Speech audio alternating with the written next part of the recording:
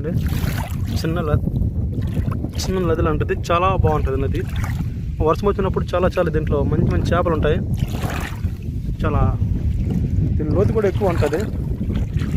నేను ప్రస్తుతానికి లోపలికి వెళ్ళదు, ఎందుకంటే నేను నాకు ఈత రాదు. చాలా పెద్దది.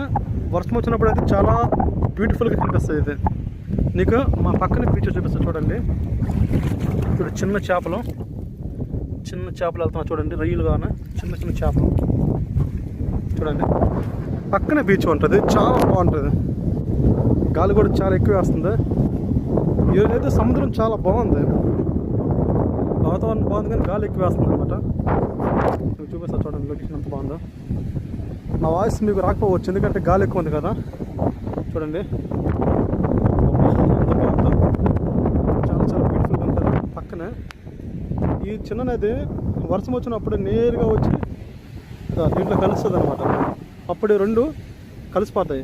ప్రస్తుతానికి అయితే వర్షం లేదు కదా, దీంట్లో చేపలు కూడా దొరుకుతాయి.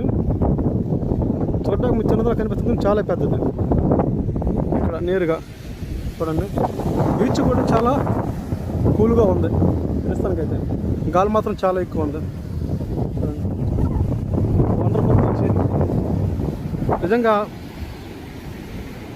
శ్రీకాకుళం వైజాగ్ హైవే వేస్తామంటున్నారు, కానీ వేస్తే మాత్రం చాలా ప్లేస్ బాగుంటుంది. ఎందుకంటే తెలుసా, చూడండి రోడ్ అయినాక మీకు ప్లేస్ కూడా సరిపోద్ది, మీకు చాలా ఎక్కువ అన్నారు. భోగపురం నుంచి శ్రీకాకుళం హైవే వేస్తామన్నారు. అది ఎప్పుడు వేస్తారో తెలియదు, కానీ వేస్తే మాత్రం చాలా బాగుంటుంది. చూడండి, ఒకటే లైన్ అనమాట. ఇటు విశాఖపట్నం, ఇటు శ్రీకాకుళం. మీకు అలాగైతే చాలా దూరం అయిపోతుంది. అదే బీచ్ దగ్గర అయితే నీకు చాలా దగ్గర పడుతుంది.